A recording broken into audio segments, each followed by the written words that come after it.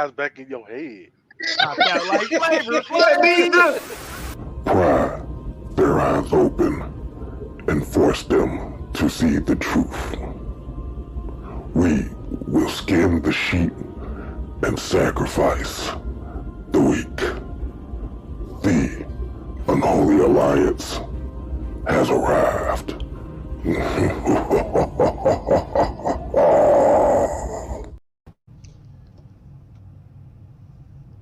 Well, ladies and gentlemen, boys and girls, children of all ages,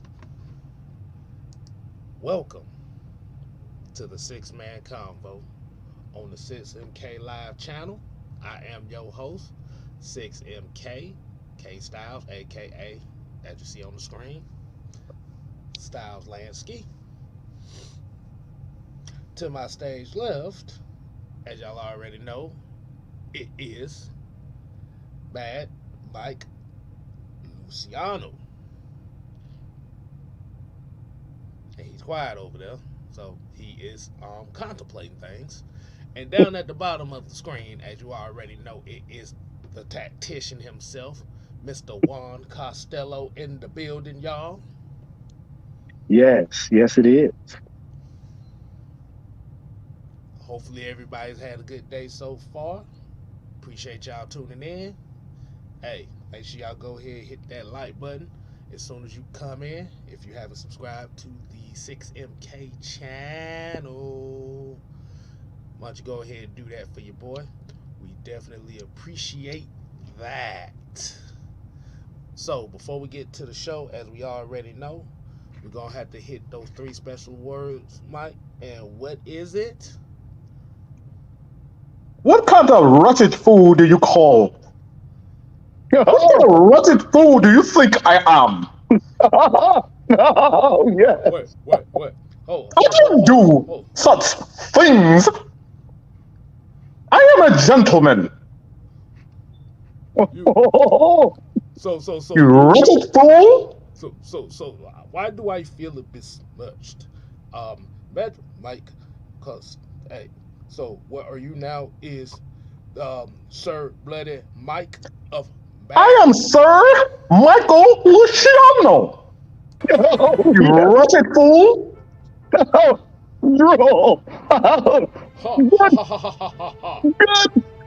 morrow, good sir. Besides the gray poupon, would you kindly pass it the damned ball?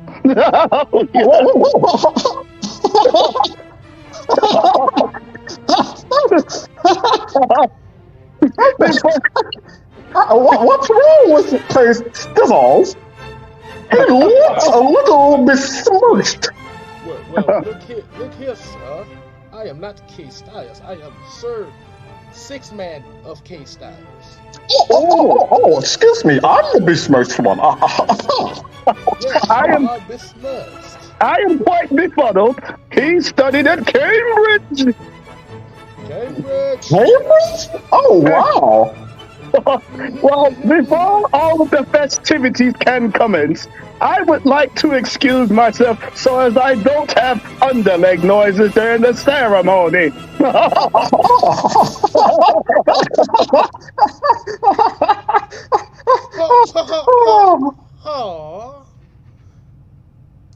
Brought to you by the Ignorant Golden Niggas production. Everybody take a bow down. Golf clap, everyone. Everyone golf clap. Oh, yes. Testicles. 1, 2.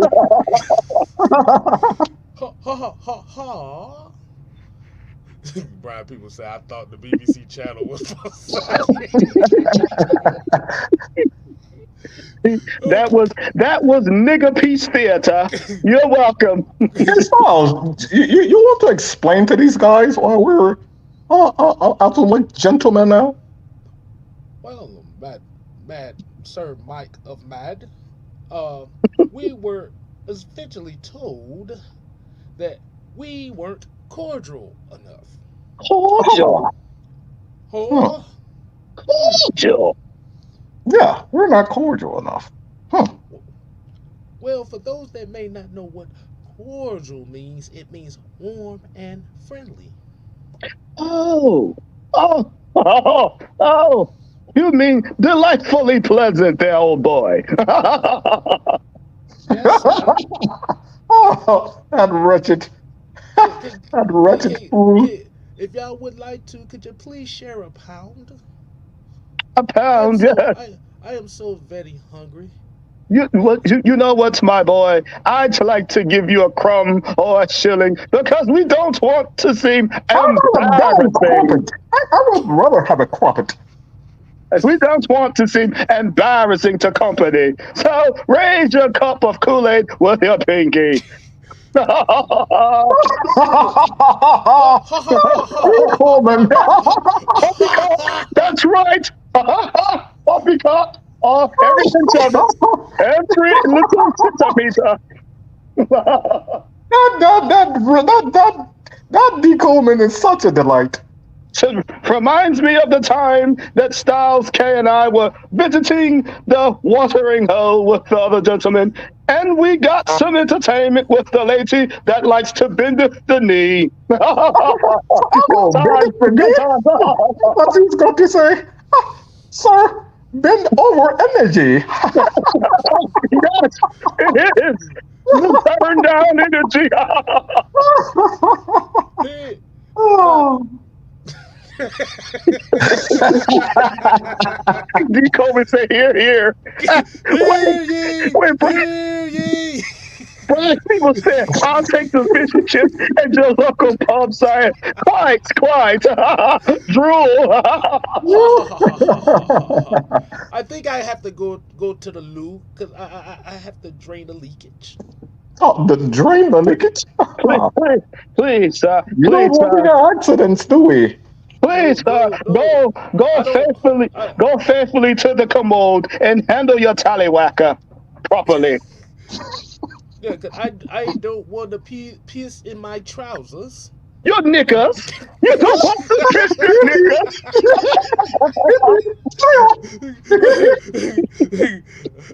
All right, let's get into the show, y'all, man. Let's get it, y'all. This is silence, you peasants. He said, pip, tally ho. all right, y'all, man. Hey, we just had a little fun right there, man. Like I said, man, appreciate y'all coming in. As y'all already know, the main topic of tonight definitely is a conversation that we definitely thought we might need to address. Pissy knickers, eh? Holy hell, Mike. I love the fact that y'all playing right into it. Right. I love it, man. Look, we all know y'all watch Peaky Blinders. We know. Look.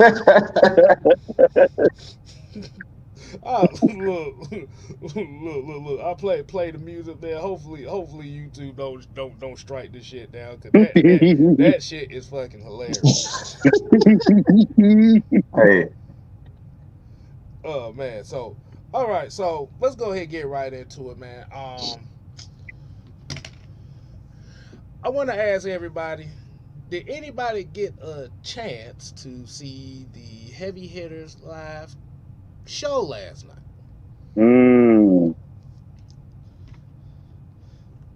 So you read in the black in the chat. Red in the black if you caught the Heavy Hitters last night, which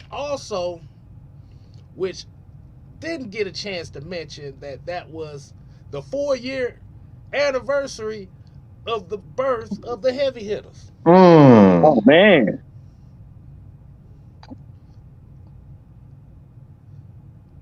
But before we get to that, we did have some breaking news, and I know y'all have already heard about it. So it looks like Mr. AJ Terrell is staying home, y'all. He's staying home. Oh yeah. For what is read, it's a 4-year, $86 million contract, 65 guaranteed, which makes him the highest paid corner in NFL history on a 4-year deal. Dang. So Sir Mike of Mad. Yes. What's your thoughts on that, man? Look, when it comes down to contracts, um, especially with certain teams. I mean, I wouldn't even say certain teams. I think quite a few teams, and I think this is just an NFL thing. I think you have to take a number of things in consideration. You got to take in consideration where that franchise is. Do they have leaders? Do they have true leaders that can not only lead the defense, the offense, special teams? Um, you got to take in consideration with the locker room. Got to take in consideration if he's the fourth, fifth, first best player on that team. So it's a lot of things that you have to take in consideration when you looking at contracts, and then you have to look at how the organization views said player. And I think you have to take all of that into consideration because I oh my God, man, I've been getting people calling me and texting me all morning. And a lot of people are upset. Some people are for it, but I say it like this. I wasn't one of those guys that believes in playing corners. I just don't believe in paying corners who not Deion Sanders $20 million. That's just me. But if anybody deserves it, it's AJ Terrell. AJ Terrell he's a model citizen off the field. And I think that's the thing you really have to take in consideration when you're looking at this particular contract. He doesn't get in trouble. You don't have to worry about him smoking crack. Okay, you ain't got to worry about him doing that type of stuff. You ain't got to worry about him selling dope. Okay, you ain't got to worry about his grandmama selling dope. You ain't got to worry about his daddy selling dope. You ain't got to worry about somebody on acting like Richard Sherman getting punched in the face on the field. Like, you ain't got to worry about none of that with AJ Terrell. So when you take all of that and considering his numbers, like, he doesn't. If you look at his numbers as far as completion percentage, corners, and how he's like the third. I think he's third with like 38% completion percentage for any wide receiver going up against him. So this dude, he's the definition of a shutdown corner. They do not complete passes on AJ Terrell. Again, it's a 38%, which is 30. That's third in the entire NFL. Okay, entire NFL. So this dude he's the definition of a shutdown corner. So doesn't get a lot of turnovers. I know a lot of people upset about that, but AJ Terrell is the model citizen. He's a leader, and he comes to play. So I'm all for it. He deserves it. Okay. Okay. Hey, Juan, what's your take on it, man? Now I know Mike broke down the contract part of it and everything, but I'm gonna piggyback off one of the sentiments he drove home. AJ, and I want y'all to listen. AJ is bigger than his contract, and what I mean by that is he has Grady Jarrett-esque type personality. This man he's a leader. He's a community activist. You know what I'm saying? He's a how you say, a leader of men. He was instrumental in helping Justin Simmons get signed on his team. Not too many people. Arthur Blank is not gonna call a player that doesn't have a high caliber of character to help with anything that has to do with signing a player. You know what I'm saying? And in my opinion, I'm glad that we are keeping our players. We helped develop him. You know what I'm saying? He gave us character. He gave us play on the field. And for everybody that's worried about this man getting interceptions, that can be had. And a lot of the thing that I did not hear a lot of people saying, I know Mike said it, AJ has help around him. And when you have teammates around you, it helps elevate your game.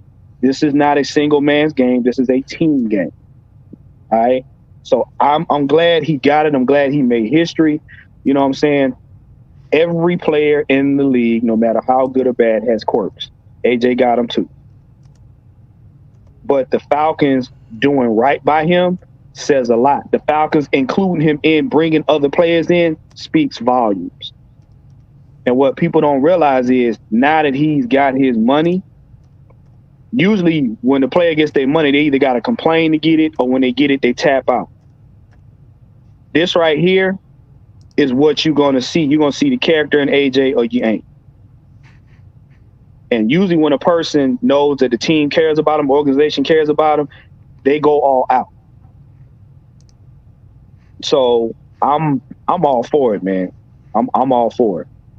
And this shows you the character that the Falcons have and how they care about their players.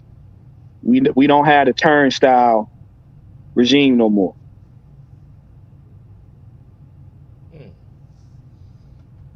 Well, Brian Peoples here said we had a ripping good time with Tank last night.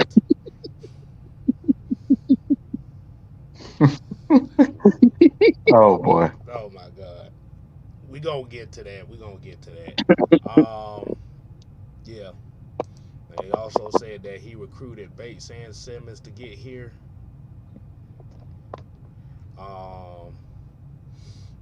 Eventually, when we look at this situation, and I see Mr. Carl Thomas here says he's not an elite corner. He's coming off a subpar year. That's not true. That's not true. That's not true at all. There's nothing about his game is subpar. There's not. If you're third in the entire NFL, how is that not elite? Right. Okay.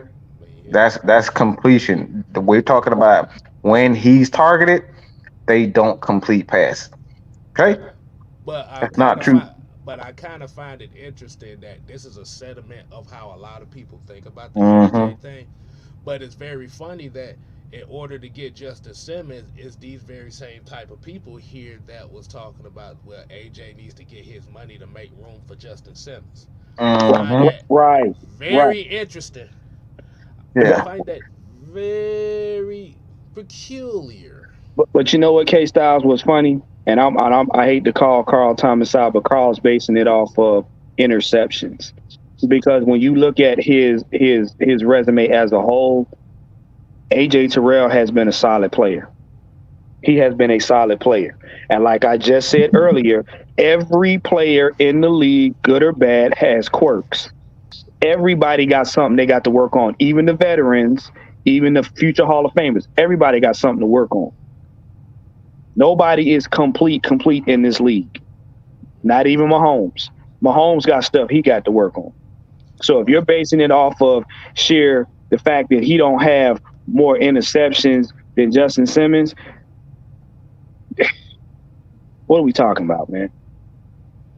Yeah, what are we talking about? Y'all having a whole baby and a half over the fact that Koo missed 2 field goal kicks in a preseason game. What are we talking? Come on, stop. Right. But yeah, like you said, outside of the interception numbers,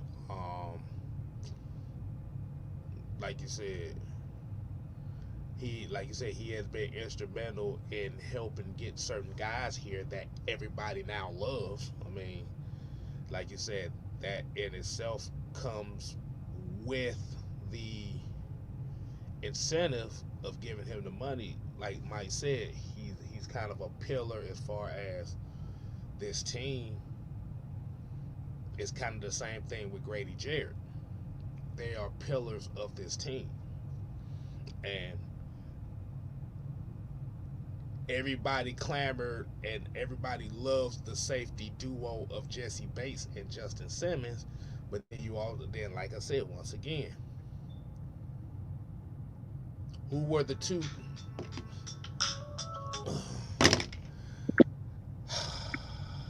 What the hell is a Brookshire, England? Okay, but what was I saying? But like you said, Grady Jarrett, AJ Terrell. were kind of instrumentals into getting what a lot of Falcon fans now are calling or loving the fact that they have the best safety duo in all of football. And he was one of the pitchmen for it. I know. Hey, Styles, can I say something right quick? Go do thing.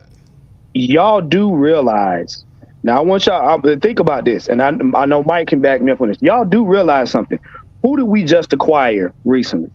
Matthew Judon, right? Judon. Mm-hmm. What did Matthew Judon say in his press conference? He said, I can't come here and ask for something I have not earned, right? Right. You don't think Matthew Judon is looking at the Falcons pay AJ Terrell right now? Y'all got to pay attention. He's bigger than his contract because what? Hold on. I have to be disrespectful here because the problem with people talking about, you can't make statements and you have no proof of this. There's no proof to say he's not elite. There's absolutely no proof. When we talk about elite players, the elite players do is two things. They don't, especially at the corner position. The corner position is not about sacks. It's not about interceptions. The cornerback position is not about interceptions. How do I know this? Because we got that piece of shit that's in Dallas who has 10 interceptions every year, but he leads the league in yards given up by that position. Okay? Who am I talking about? Anybody want to take a wild guess? Diggs. Trayvon Diggs. Every year he's in the top 3 in interceptions, and every year he's in the top 3 in yards given up. So we can't use interceptions as a end all be all to say what a corner is and isn't. Furthermore, looking at one stat. hold on now. I got one more. I got one more. Furthermore, on top of that, when you look at the cornerback position, the cornerback position is one of those positions too. And it's not just synonymous to the position itself. You have to have everything underneath him in place. Okay? And what I mean by that, you got to have a pass rush. If you don't have a pass rush, it makes it that much easier for the quarterback in the offense to take advantage of those. And you look at AJ Terrell, he's one of the least targeted corners in the league. So if he wasn't an elite corner, don't you think that these guys would be targeting AJ? He's not targeted like that. Right. So this is why I said, like, when we talk about AJ Terrell, one of the things that I said, even in if you go back and look at my video, I said I'm not paying AJ Terrell $20 million because he's not getting interceptions. Why? Why would I say that? I said that because in order for any player, I believe personally that only guys, as far as the front 4, this is my philosophy. I'm only paying the guys up front. The pass rush is $20 million a year. I don't believe in paying any corner, any safety $20 million. But to say that AJ Terrell isn't an elite corner, there's absolutely no proof to say he's not an elite corner.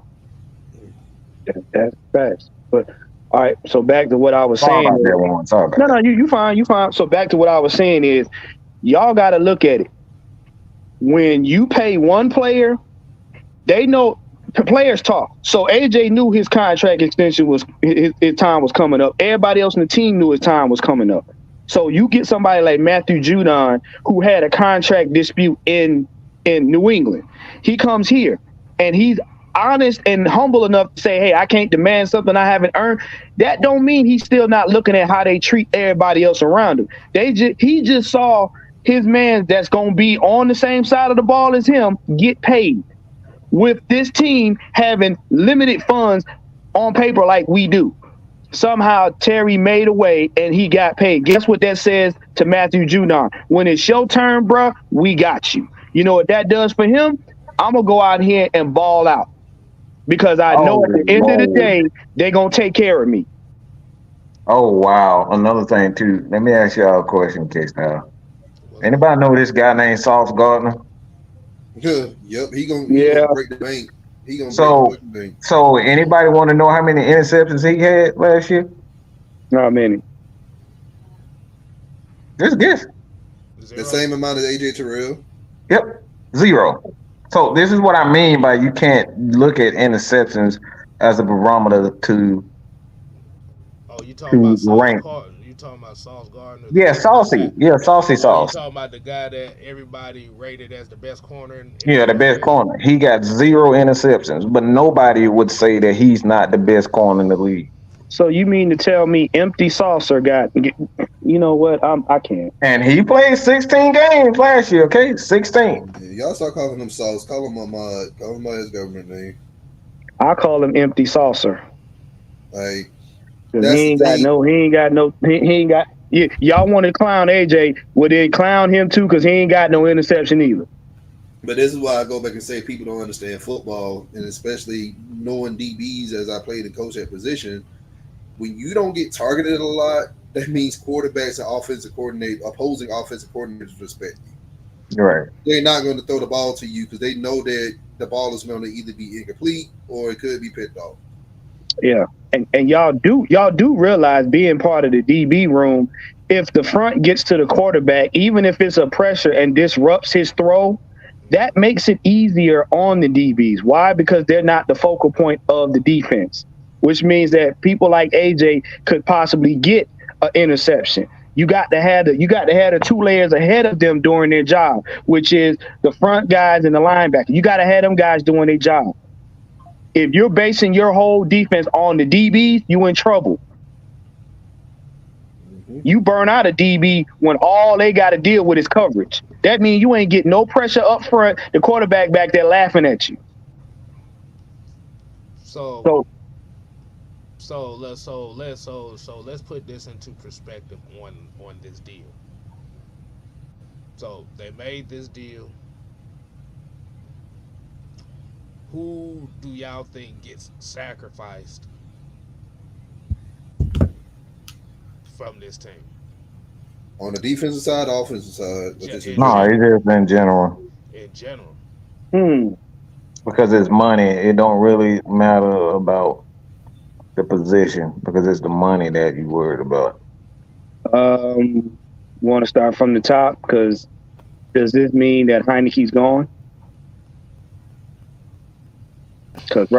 Because right now, No, start. no, no. Hold on. See, because the money has to match. So Heineke won't matter. He like Yeah, that money is that money is not going to matter anyway. What he's making is not going to equal what AJ Terrell's contract is. I'm gonna So you say have this. Well, you talking about who's gonna get sacrificed this season or down the road? It don't Well, matter.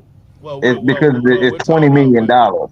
yeah, we're talking about right now Mhm. because like I said, um, I think it doesn't kick in until next season. Am Yeah, I next correct? season that's when Mm-hmm. it Okay, so starts. Yeah, he'll and still next be season, to be honest with you, next go ahead. season we gotta look at paying Kyle Pitts. Right. Right. so you basically saying they gonna end up getting rid of somebody to recoup that money, and then probably going in the draft picking up somebody in that same position. Hold on. Let me see. Look, I think this is what K Star. Go ahead. K Star, explain what because Now, what I mean by this is, like I said, it could be now, it could be down the line, but eventually, like you said, once that contract kicks in, like you said, you think about it. You got a Justin Simmons who's going to be up. You got a Judon that's going to be looking for a deal. You got a Kyle Pitts looking for a deal. Hmm. Let me see Drew who else? Dahlman. Drew Dahlman. Like you Drew said, Dolman. you got these guys that are free agents here. Now, my question is, who are you kicking? Who are you going to sacrifice in order to make room For if you're that going to contract. sign for that contract? Because you have to think about it. If Kyle Pitts has the type of season that everybody thinks he's going to have, you're going to be looking at about 18 million a year, For or that like a position. 77 at that position. Uh-huh. if you're looking at Justin Simmons, he's gonna, like I said, he possibly may be looking for a big deal. Like I said, we don't know. Like I said, the things is these are what ifs. Well, I know Richard Grant is going to be gone after this season, so I know they're not going to bring him back.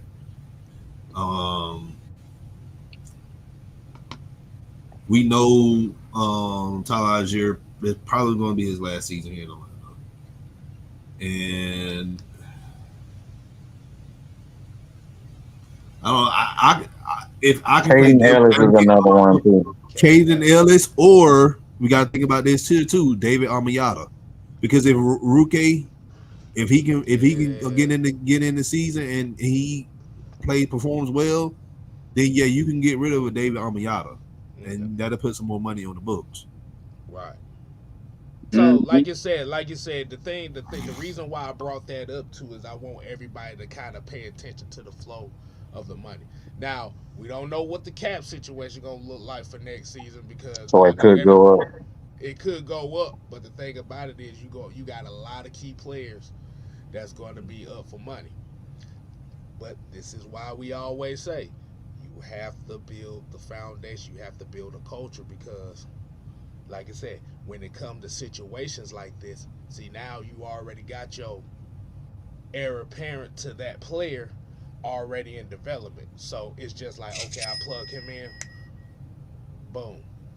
It ain't like I ain't never left. Yeah. And they'll recoup in the off season and they'll recoup in free agency and the draft. That's one thing you don't want, but it's the mentality of how you're going to build the team because now what you're going to start seeing is a lot of the upfront players, especially on defense, that the linebackers and the D linemen, those are going to be the players you're going to see the Falcons start taking off of the board. Okay, right. So, like you said, that's just a food for thought. Like you said, a lot of contracts don't come easy. They made this deal for the simple fact that Tyson Campbell was the highest paid corner before him. Mm-hmm. Yeah. Before him, it was Ladarius Sneed. Before him, it was Jalen Johnson. And all them contracts came within the last 5 months. Right.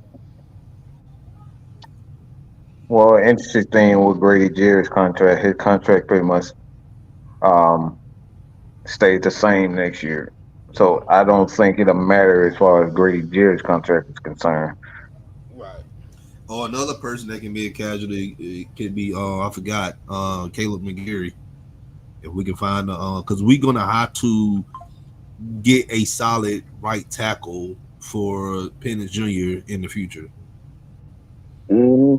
So he can also be a person that they can after this season reevaluate. Well, in his contract, he probably won't be cut because his contract it's going to be $16 million next year, and it's the last year of that contract. So, the Falcons are going to have to they're going to search for a tackle, in this upcoming draft. So that I know for sure. Yeah.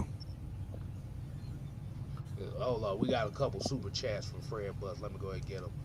Fred Butts said, teams don't throw at AJ. The NFL knows he's a lead.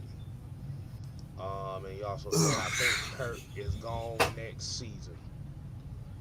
Well, his contract his contract value is gonna go down anyway. So it's like there's no real reason to get rid of Kurt. Yeah.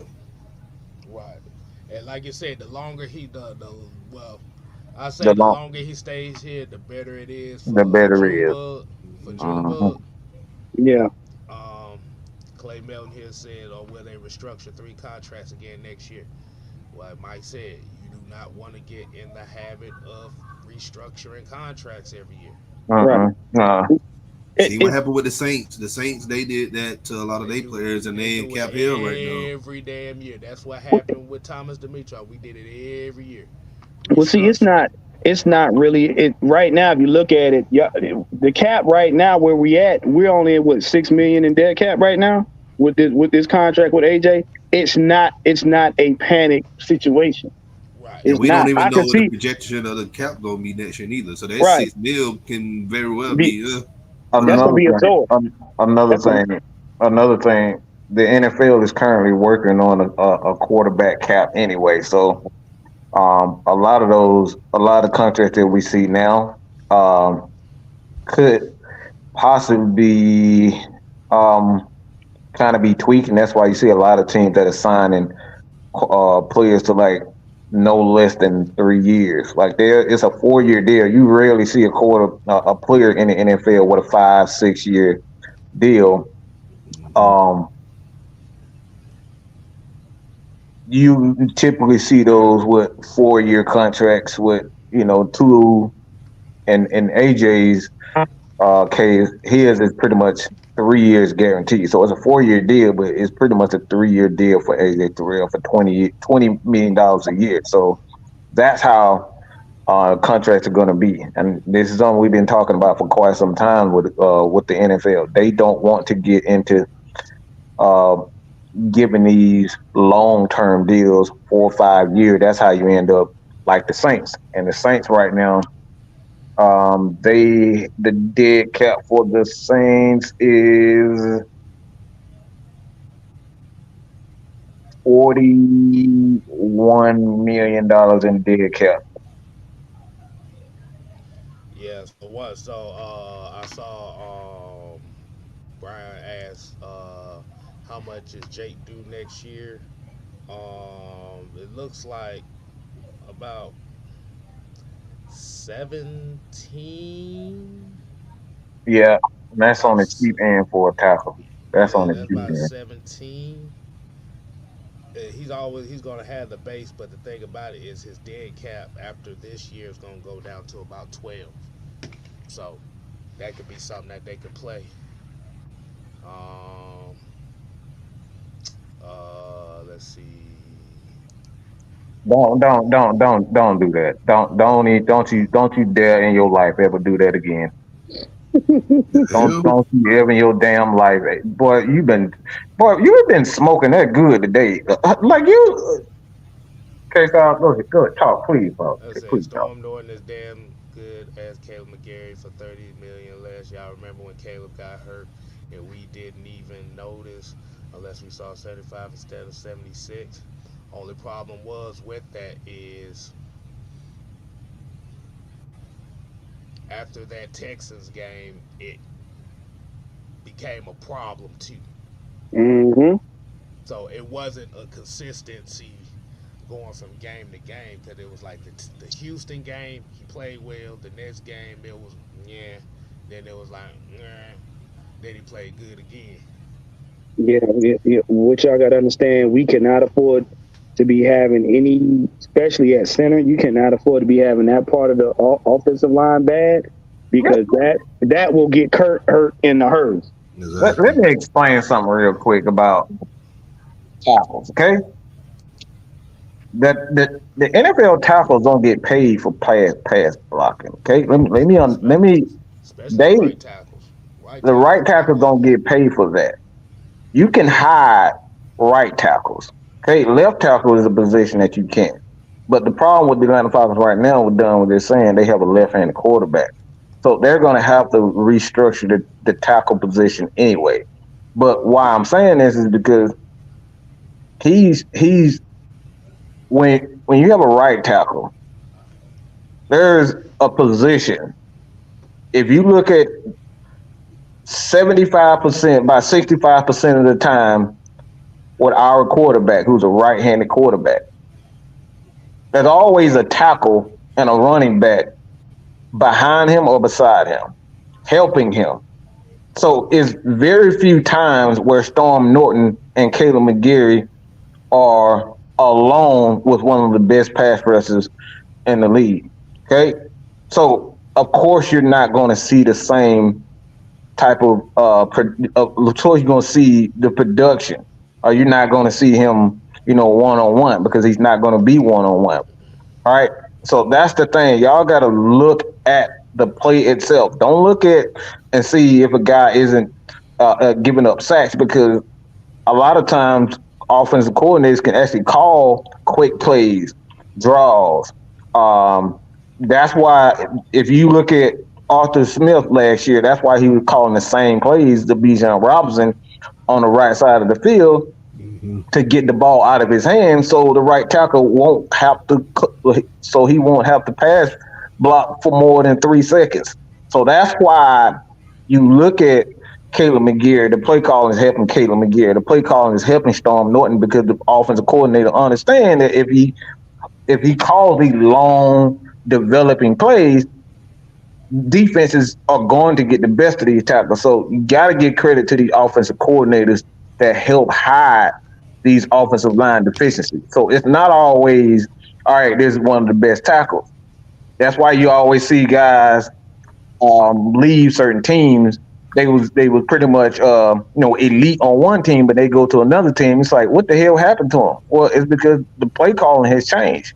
And the thing about it is, like as we see the Falcons with a quick passing game, it actually benefits Caleb McGarry just for the simple fact that he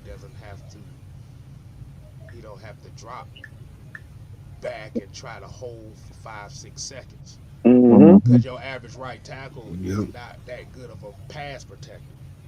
No, it's not. And like I said before, if you look at how Penix plays, if you don't get to him in 3 seconds, the ball's gone anyway. It's just like with Kurt's the same way. But that's why you want that. That's why you want a West Coast system anyway. That's why Kyle Shanahan is one of the best play calls in the league, is because he doesn't allow his offensive tackle. If you look at Kyle Shanahan, he doesn't draft a lot of offensive linemen early first, second round. He typically get his in free agency. He build his from the ground up. He can build some bombs. He can turn some bombs into great offensive linemen because of his play call. Because he don't allow his offensive linemen to pass block for longer than 3 seconds. Hold on, we got one. He said we traded 2 draft picks to move up and get McGarry first round tackle. That gets picked in the first round better be A plus pass blocker, or he a bust. I disagree. Once again, you're confusing what the left tackle is to the responsibilities of the right tackle. Right. They always, if you notice something, when you got good defensive coordinators that like to send blitzes, they always like to send the blitz on the quarterback's blind side. If you notice, whatever hand the quarterback is, that's usually when they start reading the field from that over to the left. That's the reason why you can catch a right-handed quarterback on their left side, because by the time they start to do their progressions and look towards the left, that's usually when they can send that blitz around there. They don't ever send it where the quarterback's going to look first. Anybody that's right-handed or left-handed, you typically look to the side where your strongest hand is first. That's just normal mechanics. So offensive coordinators set it up to where I know he's a right-handed quarterback. He gonna look to the right first. We got to protect his left. With Penix, it's the opposite. He's gonna look to his left first, and then he's gonna screen to the right. So you got to have that right tackle to watch his blind side. So they're gonna have to critique. They're gonna have to critique the all offensive tackles anyway this year, this offseason, because we had a new quarterback. So they have to start that process now. So that's why they structured Caleb McGarry's contract the way they did, because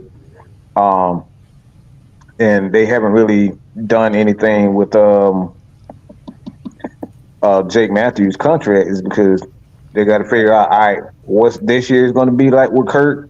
If Kurt's going to be here, we keep Jake for another year. Potentially, he turned into the front side, the back side. Oh no, the front side tackle with Mike Penix if Kirk Cousins is gone. You know what I'm saying? So like the Falcons they're going to have to restructure that offensive line regardless. Yep. All right, so let's go ahead and get right into the main topic of the night, man. As y'all see, OG Capone Corleone done popped in here with us. Now I'm gonna ask everybody: did anybody had a chance to catch the Heavy Hitters show last night? Yeah, man, I wanted to say to watch the end of it. See, now the thing is, a lot of people see the title. It says the Atlanta Falcons quarterback controversy. This is not necessarily a quarterback controversy that involves Michael Penix and Kirk Cousins. But this controversy thing is a historical argument that has happened here in Atlanta for damn near 20-something damn years. Okay. Now,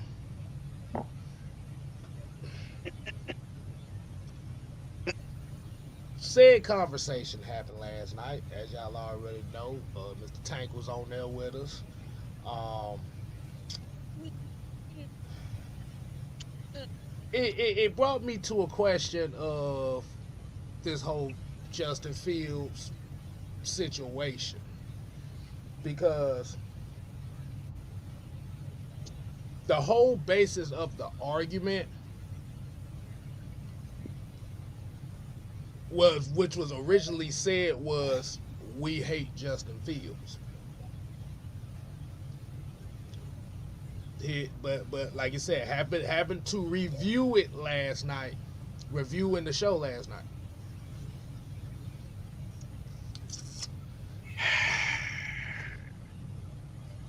When these quarterback conversations come up, when it comes down to Mike Vick and Matt Ryan and Des Ridder and the possibility of passing on Justin Fields and Lamar Jackson and Deshaun Watson and stuff like that. If you listen to the tone of the arguing party, it always comes off with an emotional response. Mm. Yep. Mm. Now, there was a question that was asked too, is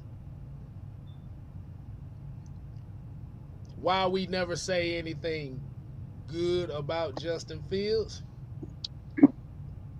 And we answered it last night because nobody asked us about what good do we see in him. That's true. The problem comes with is when you critique somebody's favorite player, you get that kind of response you saw last night. Remember, and Sam, Mike, everybody can contend to this. That goes back to the Mike Vick versus Matt Ryan conversation. Mm. It's the same thing. I always ask the question. You could tell if somebody is using logic or emotion on the simple fact if you can critique both parties on a logical sense. K-Styles, can I say something? Hold on. Let me finish cooking this. Let me finish prepping this up for y'all. Okay. Let me finish it, prepping it up for y'all. Mm. So, the issue that happened last night was he wasn't upset that we were critiquing him. He was upset that we wasn't praising him like he do. And the thing about it is, this is one of the major reasons why the Unholy Alliance, AFN, is looked at the way they do by a lot of viewers that ghost watch and the Falcons community itself. Because we all, like you said, it's funny that a lot of people will have that emotional response on a player that doesn't even play for the team that they say they're fans of. And this is not just singling him out, but this goes to a lot of people that come through around here. And like I said, and I'm going to tell you something. When football season come around, I want y'all to pay attention to some new names that's going to come in here. Or some names that used to be in here that are going to come back. Mm. Because this year, all y'all asses about to be put on the Summer Jam screen this year. Not just by me, but by the whole asylum. Mm. All right, go ahead, Juan. Okay. Served up. So what my brother was saying, you cannot, and I'm talking about people that think this in the chat, people that's listening online, people that are content creators. You cannot bitch and complain. You cannot whine and cry. You cannot thong twist and pop a player into greatness. I don't care how mad you get at us, what you say, how many pity parties you have, how many times you leave the sandbox, how many times you got to change your diapers. You will not bitch and complain Justin Fields into being a better quarterback. I'm sorry. He is what he is. Suck it up. That's the way it goes. He got to want to get better. He the one can't throw the ball straight. He the one don't know how to read defenses. Ain't nobody done that but him. And your fandom and all of your you ain't got enough emotional power to make that Negro better. Period. You can come on here and fuss with us till you blue in the face. It ain't gonna change a damn thing. Y'all tried to make him some giant in Chicago. He went to Pittsburgh, and guess where he at? Where he's supposed to be. And your fandom is not gonna elevate him to a status, especially over Russell Wilson, so that you can feel good about bending over in front of him. Yeah, I said bending over in front of him. Because y'all need to hear this. Y'all walking around here with Justin Fields' thong and jockstrap tied around your nose. Well, I'm talking about you. I mean, you just basking in the flavor. And he out there stinking it up. Until Justin Fields want to get better, he ain't going to get better. So you want a tissue? You need a diaper? We'll help you with that. Don't give him a chance to wipe up just yet. Don't give him a chance to wipe up yet. I was just saying. Go ahead, son. You know, first of all, the very same team that this young man played with in Chicago. Remember, before him, Mitchell Trubisky had them a playoff team. Let that sink in for just a few seconds, just a few ticks. Y'all said he didn't have no weapons. Now, we got a young man from that very same squad at receiver position that had over 1,000 yards and was 6-7 touchdowns. That qualifies as a weapon. You know, we proving these bootleg ass myths y'all keep throwing out here to say that y'all got me this. See, I have to point them out all the time. These side effects of that damn Vickitis. Side effects have you out here putting these train wrecks on pedestals.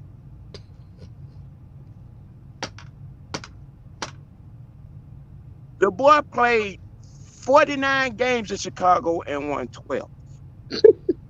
But you want to know why we don't say you have anything positive to say. And where is the positivity in 12 and 49? Somebody help me out. Where is the positivity in that? Sound like failure to me. Go ahead, I'll let you keep on cooking, man. Keep going. 17% of the games he played, that he played in, they won. And 5 of those they won in spite of him. Say Tank was on a hot tour fest. No, the tank sank. Is what happened. Okay. We're also talking about the same individual that got sacked in the game 9 times, twice. 9 times. 9. Come on, folk. Come on now. You everything you drink ain't always good for you. You better say, hell, at least Ritter won 7 games in year 1. Yeah, Beanard with the good hair. Mm-hmm. Won 6. I'm just saying, it's people out here hurting and damn dying, and people out here literally bitching and crying over and being emotional over Justin Fields because we are critiquing him, and we hold everybody to a certain standard. Hmm. Like again, what Warren said earlier, y'all can't complain about somebody. Y'all can't complain somebody to greatness. You just can't. That's that's He's standing out there trying to read the defense look like he's reading Egyptian hieroglyphics. Come on. And but y'all up like here I talking said, about, well, he been looking good in practices in Pittsburgh, bro. It's practice. He's out there with shorts on and not even getting tackled by nobody. see, but like I said, the reason why I'm bringing this conversation up like this is because, like you said, this ain't the first conversation we done seen this happen. Hell, we can go back to the Deshaun Watson versus Matt Ryan conversation. Oh gosh.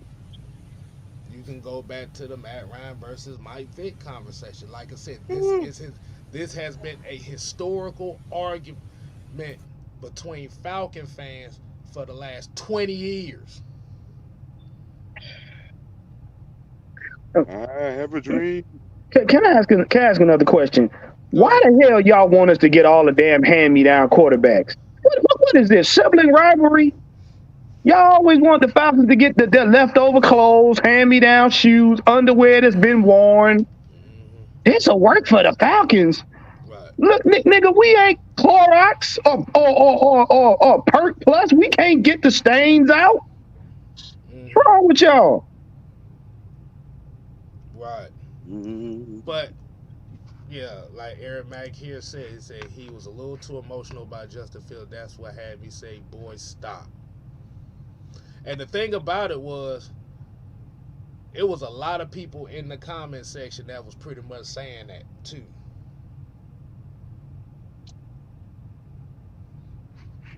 Because the thing is, and like I said, and this also goes with the Josh Allen versus Lamar Jackson conversation.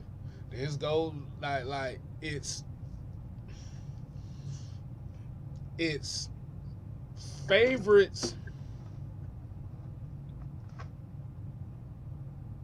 If people's favorites get critiqued, then it becomes an emotional bitch fest.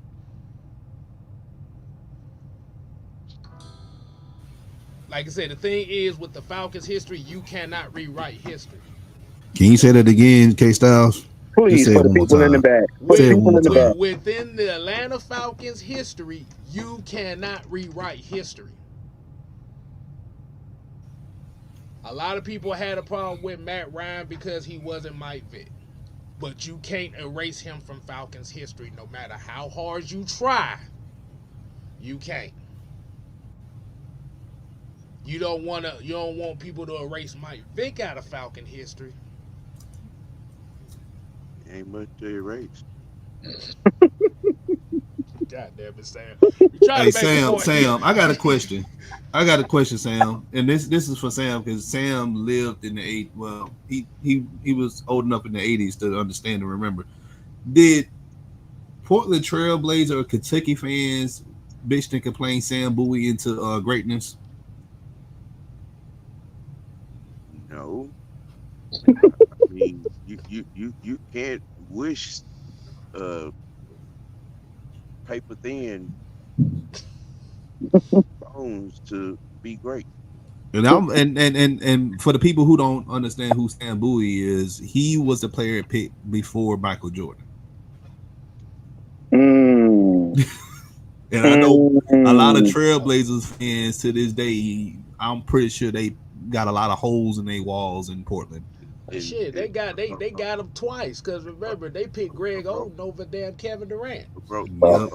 a Yep. broke leg, two broke foots, torn MCL, fractured forearm. Uh, Damn. So yeah, Debo just in so the so body bag. that was Sam Boyd's career. so he was a crash test dummy. That was So Sam Boyd's career. I got something for y'all. This is really interesting too. Yes, sir. Yes, sir. So Everybody wanna guess. Wow, this is really bad too. So I'm looking at his numbers. Out of 40, out of 40 all right, attempts and 19 completions. Do you know? Do you have? How can I phrase this the right way? So I'm trying not to be assholes about this. I'm trying to be as professional as I can. But I don't think I can. So out of 20 attempts, out of 40 attempts, 19 completions, 166 yards. Justin Fields, okay, 166 yards. This motherfucker got sacked 3 times, threw 2 interceptions, and his longest was 30 yards out of those 166 yards. So out of 166 yards, you take 30 away from that. All right, so that's 106. That's about 136 yards. So out of 136, out of 18 attempts, this motherfucker threw left less than 10 yards every fucking completion. What? Whoa! You mean to tell me this man barely made the first down? Let me say that again. Let me say this again because I don't think people heard me. If you didn't get what I just said, out of 19 completions, 166 yards. So we're going to take away that one long of 30 yards. So out of 18 completions and 166 minus 30, all right, that's 130. That's about 130 yards. 36. So out of 136 yards and 18 completions, this man threw less than 10 yards 18 times. Uh-huh. Wow. He can't even get the first down. Throw the first down. But the thing about it is if you tell that if it was somebody else, they would tell you that was a horrible quarterback for that.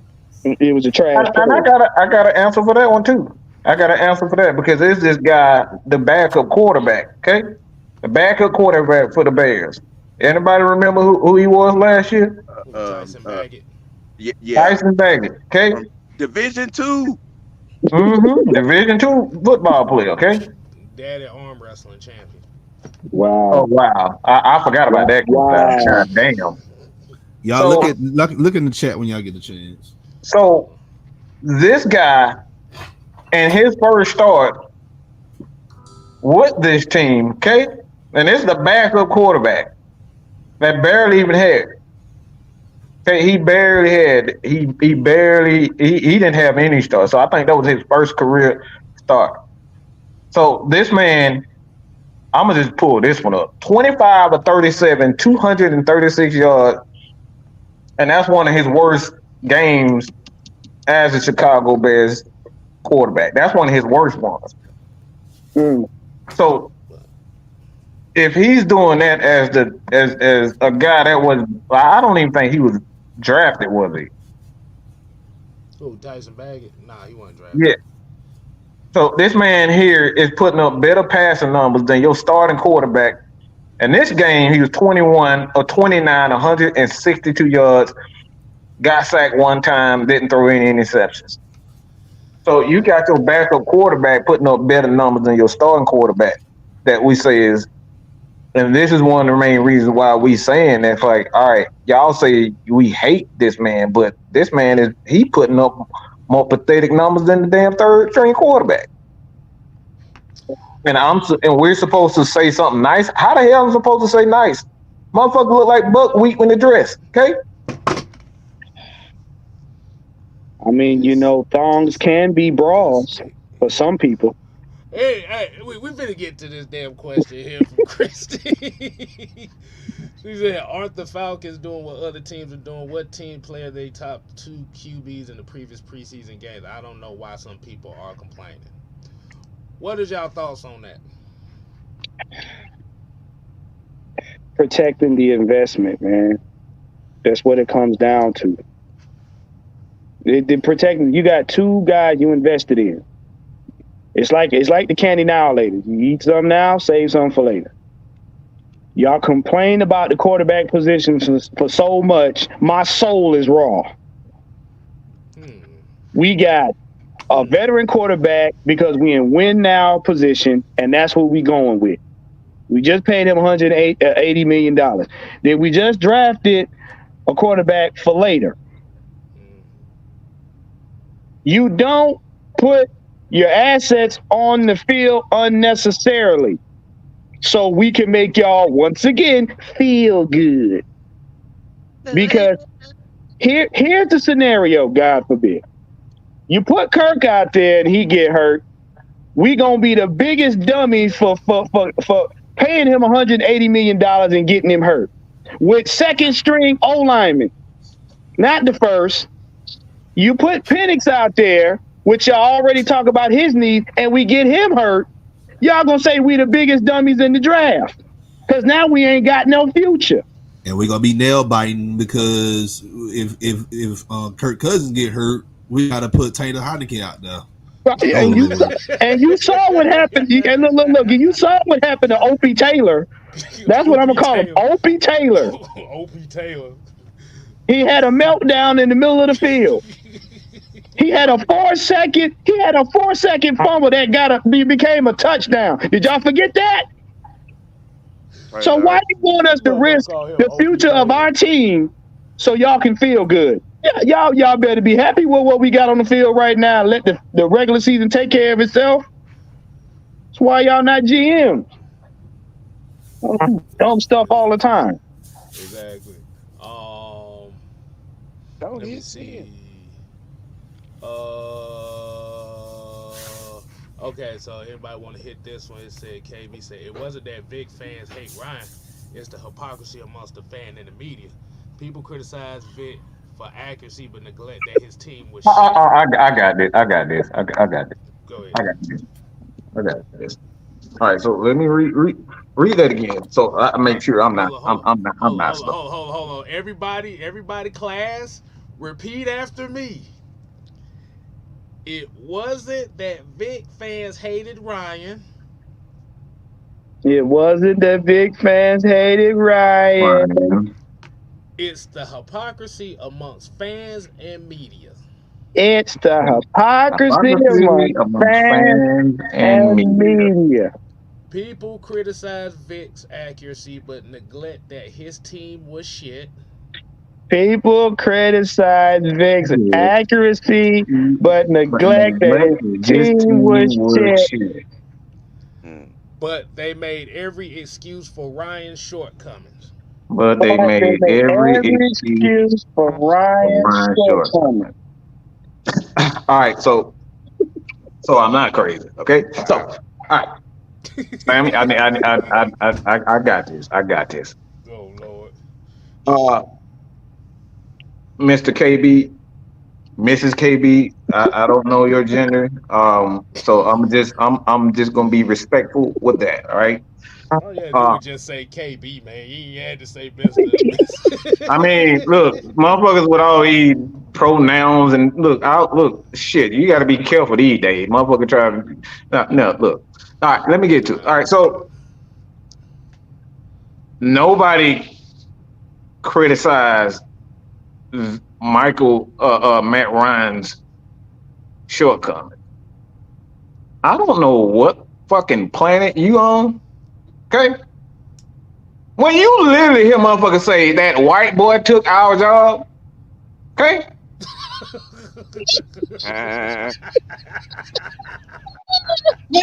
What the fuck are you talking? Repeat that again. These niggas literally said with a straight face that white boy took that man's job.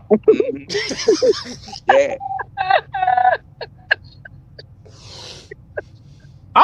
not stirred up. I'm really calm right now. He ain't lying. I'm not. He ain't. He trust me. I'm really thinking clearly right now. Okay. That when you hear stuff like that and you try to tell me with a straight face that Matt Ryan wasn't criticized, I get called. Hey, what, Sam? What would we label? Oh, we was labeled coons. Matt Ryan lovers. Ryanites. Uncle Toms. Ryanites. Yeah, like, you know, the typical stuff. Right. Mm-hmm. So when you get called these types of things and you saying that nobody criticized Matt Ryan, and then we go on national TV, this is Mr. KB and Mrs. KB free. Okay, look, when you literally go on national TV and they say this guy doesn't need to be a franchise quarterback because his team only scored how many points in the playoff game? 2 points? And you have the audacity to say that nobody criticized and there's hypocrisy amongst Matt Ryan fans? When you literally have your quarterback go 10, I called a game with Mike Vick, okay? This motherfucker had 8 completions and about 25 attempts. And you trying to tell me with a straight face that there's hypocrisy in regards to Mike Vick, in regards to Matt Ryan? See, this is exactly why you motherfuckers are sitting anonymously and you will not come on this show and show your ugly ass face because you know you stupid as fuck with that dumb ass shit you just said. This is literally one of the dumbest fucking quotes I have ever heard in my motherfucking life. I got this, Samuel. Put your goddamn hands down. You have the audacity to write the word hypocrisy when this motherfucker literally snitched. All he had to do was tell the goddamn truth and say, yes, I sold dope. Yes, I killed Rudolph. Okay, whatever the hell the goddamn dog name. Okay, all he had to do, I got this goddamn. Y'all be quiet. I got this. You have the audacity to write that. Look, boy, are you a spad or something? Did you run this? Did you get on the short bus, shouted? Did you really get on that bus? You had the goddamn nerve to sit up here and write the word hypocrisy. Did you even write the word hypocrisy? Did you do the speech thing? Because there ain't no way in hell a smart person would have read this shit. Are you freaking kidding me? To even write the word hypocrisy amongst Matt Ryan fans when you literally have guys that have made we're talking about a whole group based on hating Matt Ryan, over 40,000 people in that group just to hate on Matt Ryan, and you have the audacity to sit up here and say hypocrisy. Get the hell out. As a matter of fact, I will unsubscribe you. Give me your goddamn phone. I will unsubscribe you for our channel. Cause this shit right here is beyond incredible. This is incredible that you motherfuckers will have the audacity to sit up here and say that somebody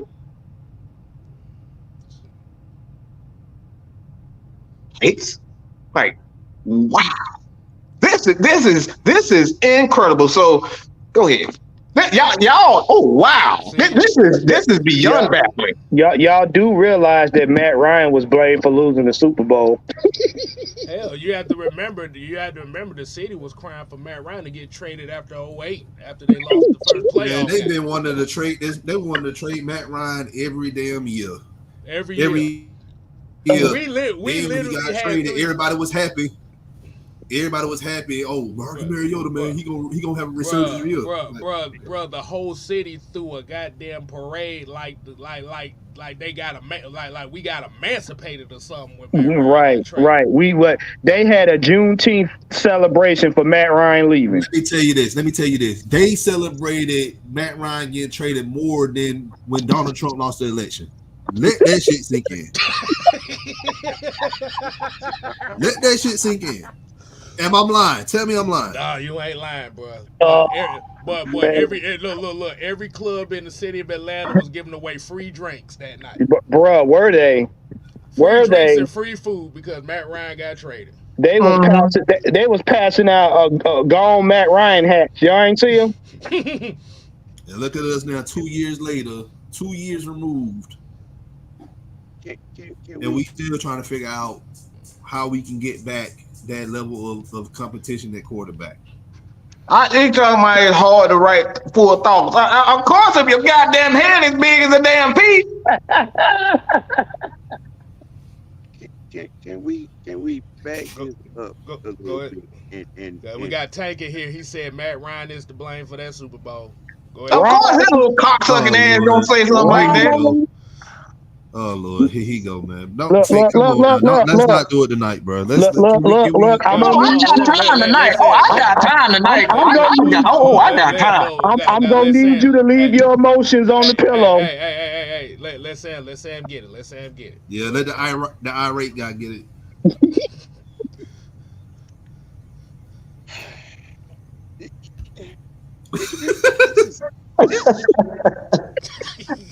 he actually said and used the word hypocrisy. Oh, Sam, that's what got me too. That's what got me, Sam. That's what got me. Wait now. Okay. You said a team that ran for almost 3,000 yards total as a team 2 years in a row as shit. That had a top 10 All-Pro tight end on it as shit. Left tackle Bob Whitfield. Bob Whitfield. Right tackle Ty You Weiner. said that team. Kenny Forney, who helped develop Chris Lindstrom, along with Michael Vick on that with that offensive line as shit. If that ain't the epitome of dumb and hypocritical, I don't know what. Wait a minute now. And you want to talk about unreasonable and likes to try to rewrite history. You motherfuckers love to bring up the Green Bay game, and he wasn't even a factor in that game. Okay. But here's the funny. Okay, here's the funny part. Why they don't bring up the Philly game? Oh, that's an interesting question. I know on the big stage. I noticed. And you made Brian Dawkins look like he was wearing the Falcon uniform. Why you don't bring up the big game? We want to talk about hypocrisy. There it is, playing right there in front of you. You tried to make him the hero of the Lambeau game, which he wasn't, because that was special teams and defense. Keon Carpenter, 2 interceptions. TJ Duckett ran for 80 yards. Mike Vick and then get on the big stage and you want to talk about diarrhea wet the bed. Running water. You got Algie Crumple killed.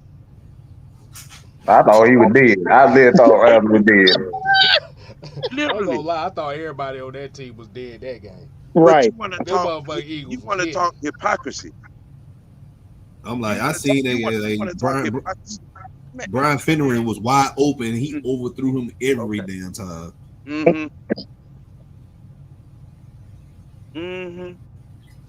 So here's my question on that, and this is kind of like one thing I've always wondered, because I saw a post on Twitter. So I want to ask everybody a question. Well, as the Atlanta Falcons fans and being around Falcons fans around that time of Mike Vick, what were the season expectations for the Falcons? There weren't any. They were exciting. Like I said, this is a serious question. No, I really don't know what the expectations were. There weren't any. I kind of want the chat. I kind of want the chat to kind of give me an answer on that. What were the expectations of the Falcons at that time? Give Mike Vick the ball and let him run around like Barry Sanders. I mean, that's about it. Because think about it. And I've said it before. They didn't give a shit about the Falcons' expectations because, like Sam said, there were none. Y'all wanted to be exciting to cover up the fact that y'all didn't think the team was shit to begin with. Let's keep it a buck. Vick ran around like a clown in a circus to appease y'all because y'all didn't think the team was worth shit. And I'm gonna be honest with you. And I think it's them very expectations is one of the major reasons why we didn't see the real Mike Vick that we thought we was gonna see in Atlanta. Because like you said, when it comes to, because it was a post I saw on Twitter.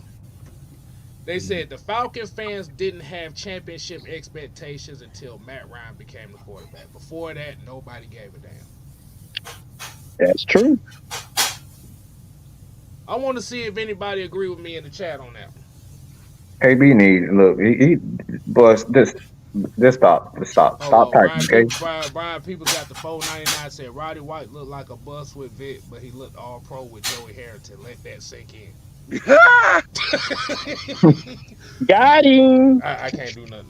Jesus Got him. This getting sad, y'all. This is getting sad. But Donna, you goddamn cooking popcorn and on the stove and shit. No, my mom, she making Philly cheesesteaks. He said, I love Matt Ryan, but I can't get help that he. Man, shut up. Shit on man, let me tell you to be honest truth on this. Mike Vick was one of the most beloved football players by the media and fans all over the globe. That part. So I don't know what fans you talking about that shitted on Mike Vick. Trust me, it wasn't that many. And them little spurs that run around his head. That's what it is. Let's be real. Let's be real. People didn't start having a problem with Vic until that dog fighting scandal. That's because they got their hearts broken. Let's be real, because I seen the damn newscast when they was walking his ass in the jail. Oh Lord, have mercy. They had their hearts broken. They had their hearts broken, and that's when they started to talk shit about him. Till then, the man was on the cover of Madden. Madden, he had the #1 selling jersey in the NFL. Yeah. He was the first $100 million quarterback. Like I said, ESPN. Like I said, anytime you saw the Falcons on ESPN, it was a Michael Vick run. It was a Michael Vick highlight. They didn't give a shit about none of the thing else the other team did. Look, some of y'all, I can tell some of y'all. Look that man record up in the division. Do y'all realize that? Go back and look at Vic's highlight. Did you see anybody catch one of Vic's balls? No pun intended. Let's look at the quarterback. Hold on. Let's look at the quarterbacks back in that era during that time. Jake Delhomme for Carolina. All right. Brad Johnson for the Bucks, and then you had Aaron Brooks for New Orleans. Those guys threw more yards than Vic. Yeah.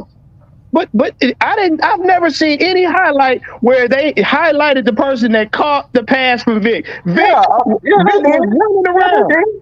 They did. You know them commercials when they threw the ball out of the stadium and then it went to somebody's house and they caught it? Yeah, that's who caught it. Oh, so the stadium was the best wide receiver he had. But like I said, the thing is with this conversation, the reason why I said is, like I said, you can't say that Vic got shitted on when the whole world loved him. They still love him. They still love him. Self-admitted Mr. Playbook in the trunk, and they ignore that and still put his ass on the pedestal. But Michael Vick got his own religion here in the city of Atlanta. Did y'all know that? Yes. It's called Victims. Look, shut up, Juan. Shut up, Juan. Look, I said. Look, let me tell y'all. Can I? Oh, go ahead. Go ahead. I got something to tell y'all. So I'm pulled up the 2004 season. That's the year that was like the best year that Vic had. And put it over there. And so I'm looking at it right now. Leave him alone. Let him talk. So Dante Culpepper, he led the league in passing. Then you had Trent Green, Peyton Manning, Jake Plummer, Brett Favre, Mark Bolger, Jake Delhomme, Donovan McNabb, Aaron Brooks, Tom Brady was 10th, Vinny Testaverde, David Carr, Kerry Collins, Matt Hasselbeck, Drew Brees, Joey Harrington, Byron Leftwich. Those two guys played for the Falcons for a season. Drew Bledsoe, Carson Palmer, Chad Pennington. That's the top 20 right there. Let me keep going. Brian Greasy, go Blue, Ben Roethlisberger, Kyle Bowler, Josh McCown, Billy Volick, and then Michael This Vick. nigga said Billy Bowling. What in the fuck? Wow. But 26. But this is what this is what, like I said, the main point that we're making with this too is because, and it goes back to the conversation last night. When you have when there is a particular player that is chosen by the people,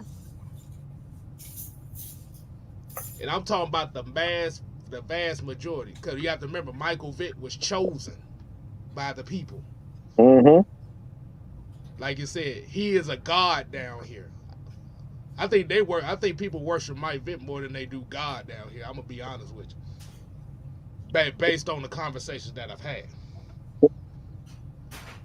See, what is this nigga talking about?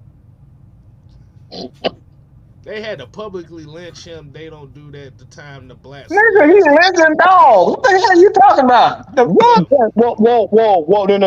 No. Let's stop. I'm going to name you. Okay. Ray Rice. He got off the elevator and they lynched him. Come on now. Let's not do that. Let's it's so many players. Don't do that. Don't. Look, there have been white football players that have been quote unquote lynched. I don't want to hear nothing about that. You break the law, you get lynched. Nah, I'm gonna tell you what the issue came down to, and Mike said it before. If he would have told, and if y'all look up Mike Vick's interview, he said this himself. If I would have told Arthur Blank the truth, things would have been different. Yeah. Because do anybody remember the Jonathan Babineau case that mysteriously disappeared? Yeah. Let me ask the people, do y'all remember the Jonathan Babineau case that disappeared out of thin air? I mean, he actually got time for lying. He didn't get time for actually committing a crime because he was a first time offender. First time offenders don't get big time like that. So that would have went away. Trust me, I've been in I've been in trouble a time or two. So I know about it. Also, let me D. Coleman said, D. Coleman said Babs had a case. Yeah. He had a what was it? It was like a rape case or something like that. Sexual assault. Sexual assault, yeah. That shit disappeared in 2 days. Yep. Yeah. So let me piggyback off what I said earlier. Vic threw he only threw 2,300 yards in 2004, but he still got MVP votes because of the rushing yards. It's all about who we like. It's splash plays. At the end of the day, it comes down to the splash plays. And Mike, he brought up the conversation yesterday to Tank about, a quarterback throwing over 2,800 yards. And that year you had I heard Vinny Testaverde. You had 19 people. Yeah, you had 19 quarterbacks throw over 2,800 yards. Carson Palmer was at the bottom of that list that year. I heard Billy Volick and Vinny Testaverde. Yeah. Yeah, you did. And Josh McCown, Kyle Bowler. Yeah. But the thing about it is, when we're talking about on the football field, the fans didn't have the championship expectation for Mike Vick because, like I said, and I fall victim to this too because I was like that too. I was more infatuated with him making plays. If they didn't win the game, I saw a Mike Vick highlight. I was like, I was happy. But that was the expectation of the fan base for the Atlanta Falcons around that time. Do y'all know they were more excited that Vic? Do you know the bragging rights for Vic? He got on the cover of Madden. They were more excited for him getting on the cover of a video game than was winning games. And then when the people played the game, they was winning the games that he should have been winning in real life. But He was hurt that season. And then they was also excited because he was in the T.I. video. See. Remember, Mike? I told you people. I know. But what I'm saying is, when Matt Ryan had the championship expectations, it wasn't because they were expecting him to win. Mm-hmm. It was in their mindset that they knew that he wasn't going to win, but by him not getting that championship was going to keep us a distance from him emotionally. Mm-hmm. Mm-hmm. Now, if you're talking about the 04 season, who was the most valuable player in 04? Who did win the MVP? Peyton Manning. What, Peyton Manning? Mm-hmm.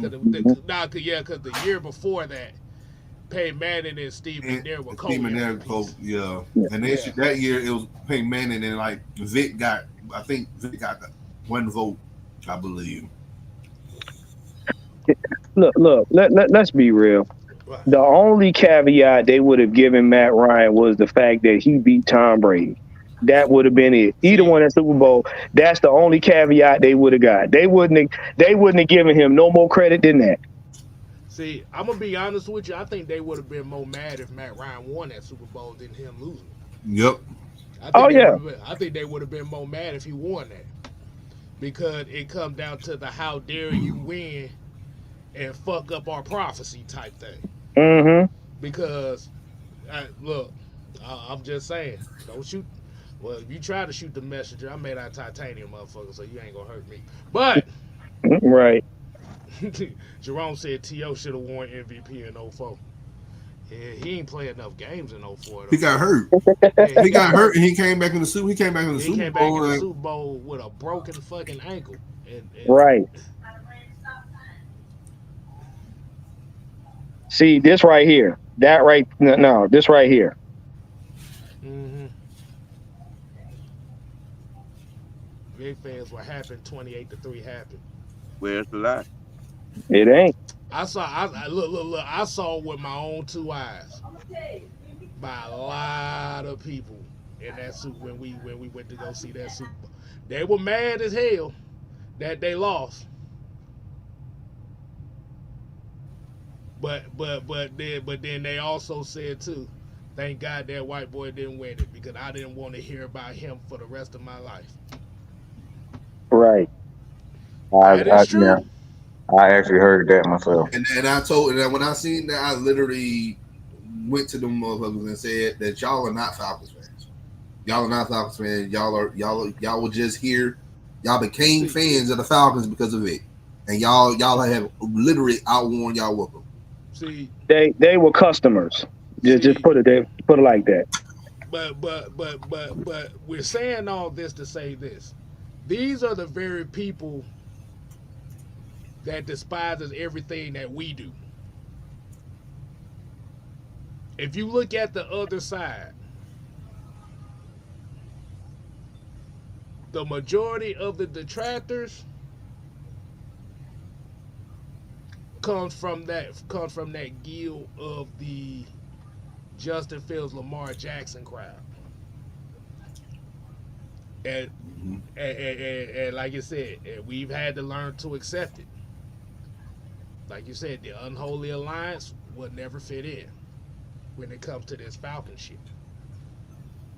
And for y'all that's sitting there sniffing cereal pieces in the comment section, it's deeper than Matt Ryan. If you know, you know. If you know who lost the Super Bowl, it wasn't Matt Ryan. I told you that boy got a head like that. That boy got a head like that alien on Men in Black. Okay, that man head by the size of a damn pea. Okay. So He had the audible to pass, bro. This is not Madden, bro. No, that's not. If you actually knew the story of how we lost the Super Bowl, you would be surprised, and it ain't Matt Ryan. So stop it, stop it. Well, y'all niggas. Like I said, I watched the Super Bowl 6 times from the beginning to the end. I can literally sequence everything that happened in that fourth quarter. Right, right. For us to even make it that far that year was very paramount because you don't make the playoffs with a bottom tier fucking defense. You don't. You just don't. Because the original odds of that game was we were supposed to have lost by I think the original odds was like 7-8 point. Yeah. And they flipped. It flipped right before halftime. It flipped quick because the defense was aggressive. Mm-hmm. The offense ran the ball. Mm-hmm. And we didn't turn the ball. We won the turnover margin. Mm-hmm. And the passes that were made were caught in spectacular fashion. Issue comes in the second half. What really destroyed the Falcons in the Super Bowl was that cover 3, that prevent defense they played in the second half. Mm-hmm. That's what really destroyed them. Because guess what happened? The Patriots knew they couldn't throw nothing deep. What did they do? They threw it to the running backs 18 times. Mm-hmm. He was check down king. Right. Everybody knows if you playing a cover 3 and you checking down, you ain't got nobody within 5-6 yards of that damn running back, especially a fast ass guy like James White. Right. Because you back them off the line of scrimmage and you give them too much damn space. How many times did we see that shit afterwards? Let me inform little Tanky Poo something. Tanky Poo, let me tell you something about Kyle Shanahan's offense. He has complete control over it. He has always had, well, except for the time he was in Houston under Kubiak, he didn't have complete control over that. But all his Rosenfels.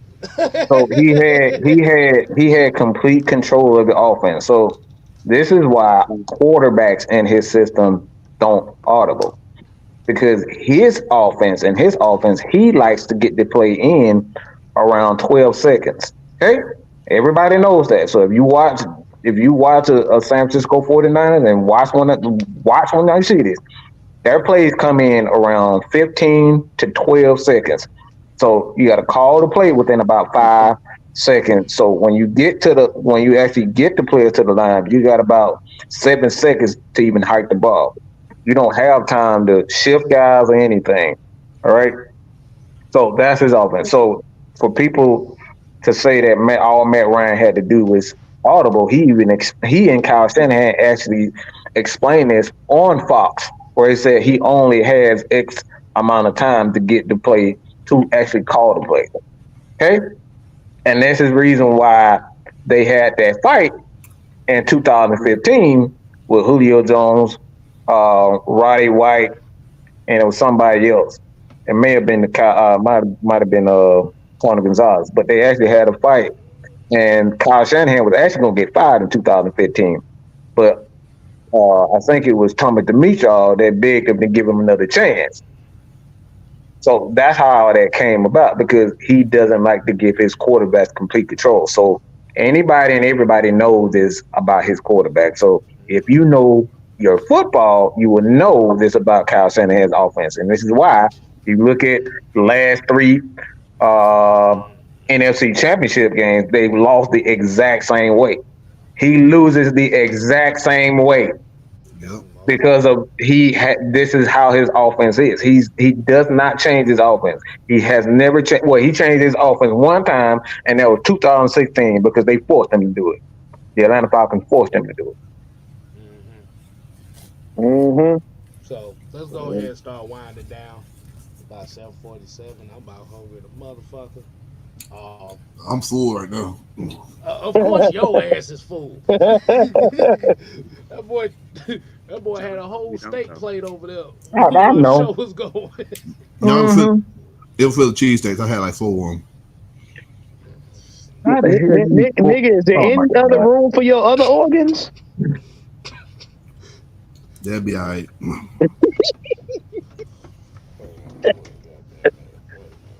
Oh man. Wait a minute, hold on. Yeah, yeah. That he didn't just say that. Well, I know I didn't just hear what I just heard. Yeah. I thought that I heard that I heard. Let me see. Were they foot long cheesesteak or were they the eights? Sam, you want to answer Tanky Poo's question right there? Because I'm not doing it. K-Style, you know they were footlongs. Just Don ain't eating nothing that Don, tiny. were they foot long Philly cheesesteaks or were they the little small ones? I don't know. She just handed me the plate and I just ate. I was sitting here with no damn ruler measuring the damn cheesesteak. So I take they was all foot long. I tried to tell you, Don, look, Don ain't gonna eat nothing that tiny. Ooh, Lord have mercy. Ladies and gentlemen, This question right here, Sam. I know I saw it. Sometimes you just have to let the empty wagon make a lot of noise. Empty wagon make a lot of noise. I ain't never heard that one. That's why I call on Sam. Look, Sam, look. Damn. When I don't want to do it, Sam always got it. Boy, he trumped my sayings. Damn. I mean, just okay. Do you understand personnel setup? I'm quite obviously you don't. You clearly don't have a inkling of a clue of Kyle Shanahan's, saying, scheme to be saying that, to be asking that question. He didn't. I literally answered the question. You still don't understand. Yeah. So because what he's trying to do is he's trying to negate your answer to make him right. So I mean, it's the same revolving cycle. If you say something, Mike, I say I'm gonna ignore it because I want to be right. So basically, because Mike told you he didn't have enough time to audible, you gonna stand in the court and go la la la la, I'm not listening, la la la la la. That's exactly what he's doing. Come on, bro. Even if he would have had the notion to do it, he had no time to do it.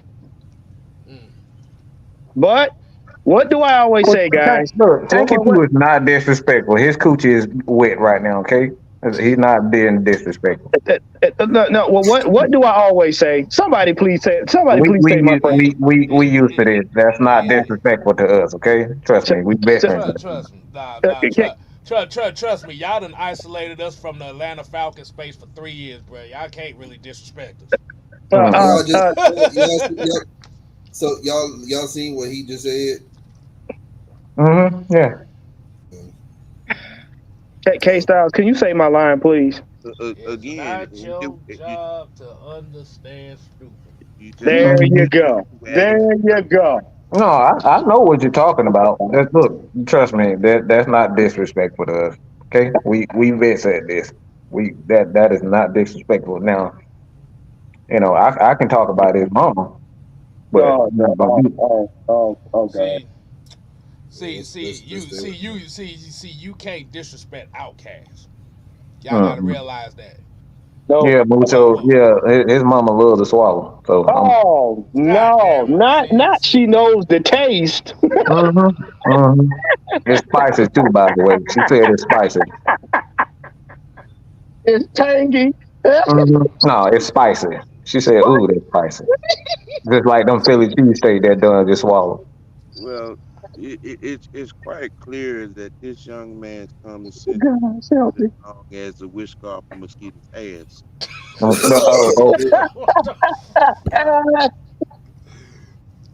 Oh man! Like the saying goes, man. You can't disrespect an outsider. Oh my! outsider doesn't fit in with society, so disrespect to Uh-uh. him doesn't do shit. Let me say this about a team that drafted a lot of these running quarterbacks that tank like get off on them. Hey, Might the hit him on. Washington Commanders, you can be fans of them because they drafted Jason Campbell, RG3, the dude from Ohio State that died recently.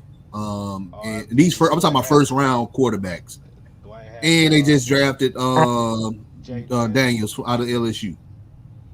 Uh-huh. Go be fan of the Commanders, man. I mean, no. You know what? Just say you don't know what you're talking about.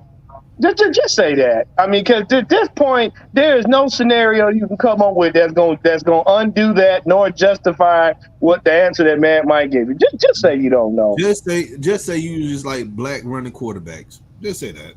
Just say, look. Just say you're keep freestyle. That we good. Oh no! Damn. Oh no! On that note, y'all. Yeah. You know that girl can take some long blackness, This boy. Mike, shut the. See, we're not doing this.